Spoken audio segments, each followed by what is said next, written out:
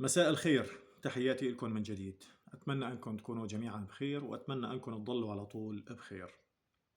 مثل العادي على فنجان قهوي خلينا نحكي كلمتين. أنا قهوتي جاهزة، وأنتوا يا ريت تكون قهوتكم كمان جاهزة.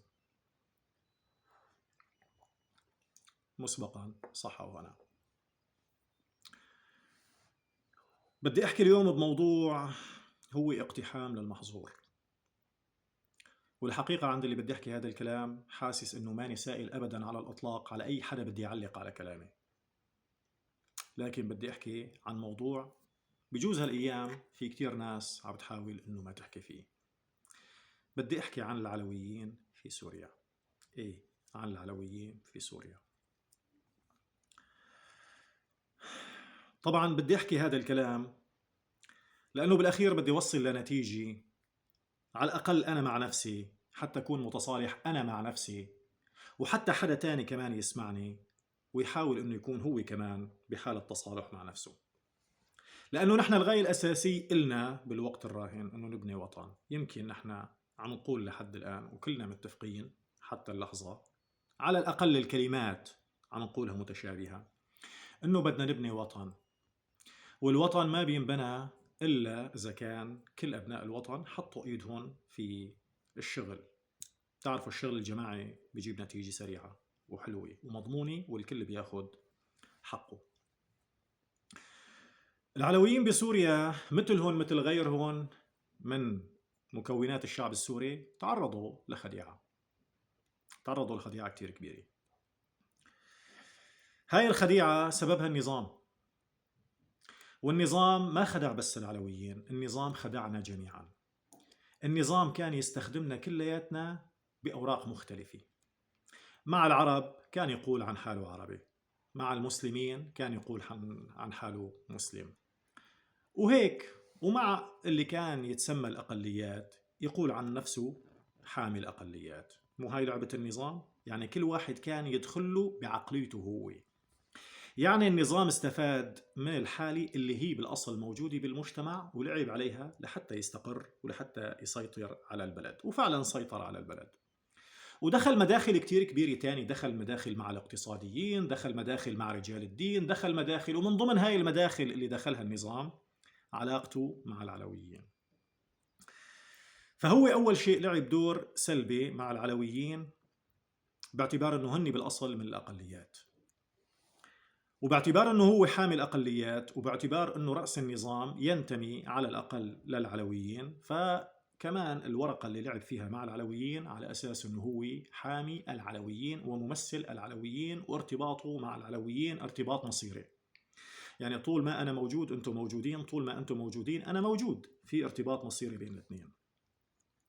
فاللعبة انطلت على بعض العلويين وما انطلت على كثير من العلويين. فلاقى ناس تمشي معه بهاي الفكرة ودعمته بهاي الفكرة. وفعلا الحقيقة للأماني أنه اعتمد النظام على كثير من أبناء الطائفة العلوي بأنه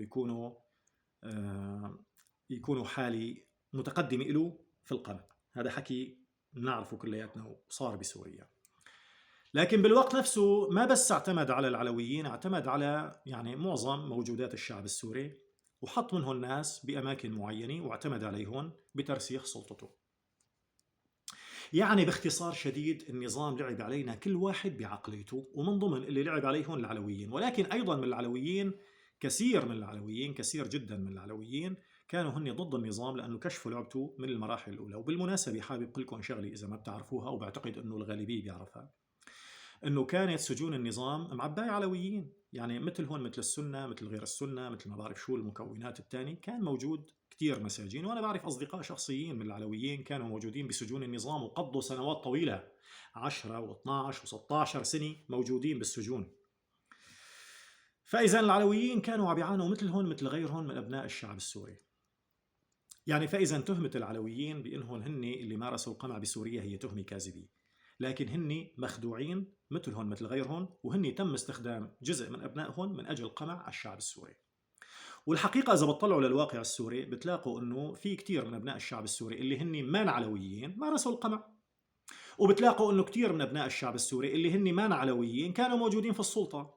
وبتلاقوا كثير من أبناء الشعب السوري اللي هن مان علويين كانوا يمارسوا القمع المباشر مع أبناء الشعب السوري اللي هن من أبناء جلدتهم ودينهم وعرقهم وهالقصص هاي ومذاهبهم، وكانوا ما عندهم هذا الفكر أبدا على الإطلاق. الفكر الوحيد الموجود كان هو الولاء للنظام، الولاء لعائلة الأسد.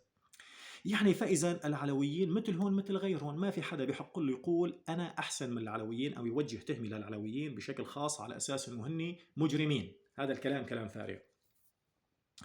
لازم كلياتنا نكون متأكدين من هاي الحالة لحتى نحسن نبني حالة سياسية جديدة وسليمة، وبالمستقبل رح تكون انعكاس للبلاد الجديدة. فإذا نحن إذا كان وصلنا لهاي القناعة، نحن أكيد بإمكاننا نفكر من اليوم على الأقل بطريقة مختلفة. هاي الطريقة المختلفة ترى بالمناسبة بسيطة جدا جدا جدا بسيطة. هلأ بالوقت الراهن مع الأسف الشديد عم يكون في حالة تخويف كثيرة وكبيرة جدا للطائفة العلوي.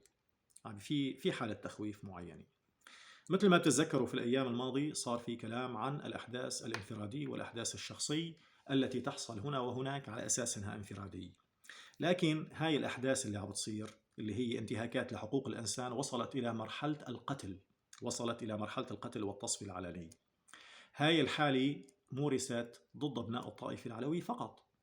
يعني إذا كان في حوادث مورست ضد ناس تانيين فهي أحداث قليلة جدا وحوادث قليلة جدا، لكن معظم الأحداث عم بتصير ضد أبناء الطائفة العلوية بحجة أنها أحداث فردية تحصل بطريقة فردية، وبحجة بأن هؤلاء الذين تمارس بحقهم هذه الأعمال هم مجرمين سابقين. يعني باختصار شديد على أساس أنهم كانوا شبيحة عند النظام. ماشي، كانوا شبيحة عند النظام. طيب أنا اللي بعرفه أنه شبيحة النظام ما كانوا بس من العلويين، شبيحة النظام كانوا موجودين من كل الطوائف، يعني تقريبا من كل الطوائف كان عنده شبيحة من الكل. أنا بالنسبة إلي كابن إدلب بعرف أنه في 2 أو 3 شبيحة كانوا شبيحة كبار جدا عند النظام، وظلوا موجودين كشبيحة للنظام في منطقة إدلب حتى طلع النظام من إدلب. ولاحقا من عند لما طلع النظام من إدلب طلعوا مع النظام وراحوا باتجاه الساحل وصاروا يمارسوا التشبيح على الجميع اللي موجودين بالساحل، سواء كانوا علويين ولا سواء كانوا سنة ولا سواء كانوا أي شيء على الإطلاق. نحن ما لنا ضد أبدا على الإطلاق فكرة أن يعاقب المجرمين، ما لنا ضد هاي الفكرة مقبولة جدا، على الرغم من أنه أنا أدعو إلى إطلاق فكرة المسامحة بدل عملية الانتقام، ولكن فكرة العدالة هي فكرة جميلة بالأول وبالأخير، يعني أولا وأخيرا هي فكرة جميلة ما عندنا مشكلة أبدا على الإطلاق فيها. من يطلق فكرة العدالة جميلة، لكن من يطلق فكرة الانفعال الشخصي والأحداث الفردية هذا الشيء غير مقبول منك أبدا على الإطلاق، وغير مقبول أبدا على الإطلاق أن يكون هناك سكوت على هذه الحالة. يجب أن يكون هناك مبادرة من السلطة ومبادرة من الحالة السياسية الجديدة ومن الحالة الفكرية الجديدة لإقناع العلويين اللي كانوا منخرطين بالعمل مع النظام بأنهم كانوا مخدوعين، مش نروح باتجاه معاقبتهم أو نحاول نعاقبهم بطريقة فردية أو يتم معاقبتهم بطريقة انتقامية. هذا الكلام غير منطقي أبدا على الإطلاق. لازم نركز على ناحية مهمة جدا، إنه هاي الأحداث الفردية اللي عم بتصير هي عم بتصير نتيجة انفعالات. أوكي، هاي الانفعالات مراقبة من المجتمع، يعني المجتمع عم بيشوف هاي الحالات، المجتمع عم بيشوف كل يوم حالة عم بتصير هون وهون وهون وهون وهون، فعم بيصير في شيء بداخله، صار في عنده حالة من الخوف. فإذا نحن عم نزرع الخوف في المجتمع حتى لو كانوا الأشخاص اللي عم يتعرضوا للانتقام هم يستحقون الانتقام على فرض، لأنه الانتقام بالأصل هو شيء غير مقبول طالما أنه هو ليس عدالة تطبقها الدولة. اللي عم بيصير هلأ بالوقت الراهن أنه الدولة ما عم بتطبق أي شيء على الإطلاق، ما عم بتقوم بعملية الانتقام ولا عم بتقوم بعملية تطبيق العدالة ولا القانون ولا شيء على الإطلاق. بالوقت الراهن لديهم الملفات التي تشغلهم، الموضوع بعيد كتير عنهم. لكن بالوقت نفسه الدولة الموجودة حاليا بالوقت الراهن هي دولة مغمضة عيونها، وهذا شيء خطير جدا تتجاهل. طيب هدول المجرمين هدول اللي عم يمارسوا عملية الانتقام ما لازم يكون في تحقيق من أجل الوصول لهم؟ هدول عم يمارسوا عملية الانتقام في الظلام، يعني عم يمارسوها في عالم آخر في كوكب آخر، يعني ما بإمكاننا نوصلهم، ما بإمكاننا نحط لهم حد، ما بإمكاننا نستقصي عن هذه الحالات ونقول نحن وصلنا في هذه المنطقة إلى حالة، هذه الحالة مرفوضة وتم معاقبة من ارتكبها. هل هذا صعب؟ يعني أوكي أنا أدرك جيدا بأنه قد يحصل في مثل الواقع السوري حالات انتقامية من أبناء الشعب، مع أنه لا أشك أبدا على الإطلاق بأن من يمارس هذه الأعمال الانتقامية هو ليس من الشعب أبدا على الإطلاق. كل المعلومات اللي عم توصل واللي عم ترشح من الداخل السوري بتقول أنه هاي الحالات هي حالات عسكرية، يعني من يمارسون القتل والانتهاك هم عسكر. فإذا هي ليست حالة انفعالية أبدا على الإطلاق. ولكن حتى لو كانوا عسكر منفلتين، هدول العسكر المنفلتين المفروض يكونوا مقيدين بعمل السلطة وبسياسة السلطة اللي بتمليها عليهم، وبالضرورة يجب أن يكونوا مراقبين بشكل جيد، وإذا كانوا غير مراقبين يجب أن يكون هناك عملية تحقيق للوصول إليهم. لو بتم عملية القبض على جاني واحد فقط لا غير، لكان امتنع عشرات الجنات من ممارسة هذا العمل مرة ثانية، لأنه بيعرفوا أنه في ناس عم بتحقق وراهم. أما إذا كل إنسان بده يمارس العمل الانتقامي بالتعبير اللي عم يصدر هلق بالوقت الراهن، والأحداث الفردية أيضا بالطريقة اللي عم تصدر أيضا وعم يتم التبرير لها بهالشكل هذا، وما عم يتم البحث عن من يمارس هذه الأعمال ومعاقبته بطريقة تناسب الجريمة اللي ارتكبها، فبالضرورة الآخر اللي في عنده رغبة بأنه يمارس هذا العمل عم يلاقي مبرر، لأنه ما حد سائل عليه على الإطلاق. فأنا بدي خاطب السلطة السورية الموجودة بالوقت الراهن، بدي أقول لهم رسالة واضحة جدا، أتمنى أنه يسمعوها مني، وأتمنى أنه يأخذوها بعين الاعتبار من أجل أن نحقق السلم الأهلي، ومن أجل أن نعطي أوراق اطمئنان للعلويين ولغير العلويين بسوريا، من أجل أن نتمكن من جذبهم من جديد. وهن أعلنوا بشكل واضح من بداية دخول دمشق أنهم مستعدين، وأعلنوا هذا الشيء على مستويات عالية جدا من خلال أشخاص سياسيين، ومن خلال رجال الدين، ومن خلال شخصيات موثوقة وشخصيات ذات ثقل اجتماعي في الساحل السوري وفي حمص وفي غيرها من المناطق. أعلنوا بأنهم مستعدين أن يتعاملوا بإيجابية مع الواقع السياسي الجديد. فإذا هن قاموا بشيء كبير جدا، أكثر مما نتوقعه بصراحة، طالما أنه هذا الشيء حصل منهم. فإذا نحن كمان لازم نقوم بدورنا ونمنحهم هاي الفرصة بإتمامها على الطريق الصحيح. لازم يكون في مراقبة كبيرة جدا لهذه المناطق لمنع الانفلات الأمني، هذا من الضروري جدا. ويجب البحث وبطريقة دقيقة جدا عن الجنات الذين يمارسون تطبيق العدالة من وجهة نظرهم بطريقة منفلتة بهالشكل هذا، من أجل أن لا تتكرر هذه الأحداث. إذا لم يحصل هذا الشيء، فلاحقا سوف يكون هناك ردة فعل على صعيد هذا المجتمع الكبير جدا، وسوف يكون بادرة سيئة جدا لإطلاق حالة انفعالية عسكرية من جديد، وسوف تتدخل كل أصحابين الأهواء بتغذية هذا الموضوع من أجل أن تحصل حالة تمرد، وهذا ما لا نريده أبدا على الإطلاق. أعتقد بأن أبسط عقلية رجل دولي يفكر بهذه الطريقة. أستغرب بأنه ليس هناك أبدا على الإطلاق من يحاول أن يصل إلى الجنات. يا جماعة، يا جماعة الخير، العلويين مثلهم مثل أي حدا تاني، انضحك عليهم الجماعة، وفي منهم كتير منهم معارضين ومعارضين كبار جدا، وكان لهم دور مشرف جدا بالثورة السورية وما قبل الثورة السورية.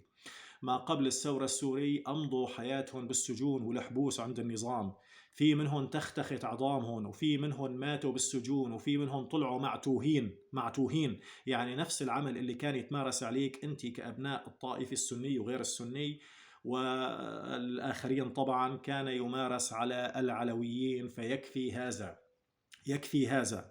لا يمكن على الإطلاق أن نتمكن من بناء بلد ونحن نترك بذور الحرب الأهلية تعيش وتستشري وتستفحل في أرض سوريا. يجب أن نعطي أوراق الاطمئنان. مهمة السلطة الموجودة بالوقت الراهن أنها تعطي أوراق الاطمئنان، ومن أهم أوراق الاطمئنان بالوقت الراهن هو حفظ الأمن ومعاقبة الجنات.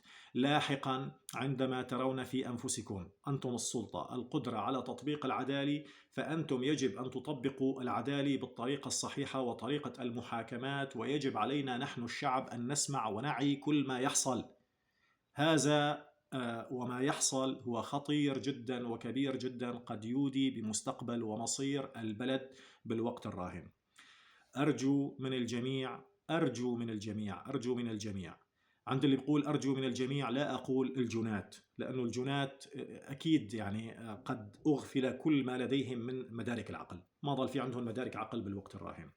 لكن أرجو من كل أصحابين القرار، السلطة اللي موجودة بدمشق هلق بالوقت الراهن، مسؤوليتكم تقصوا عن من يمارس هذه الانتهاكات، سواء كانت انتهاكات على صعيد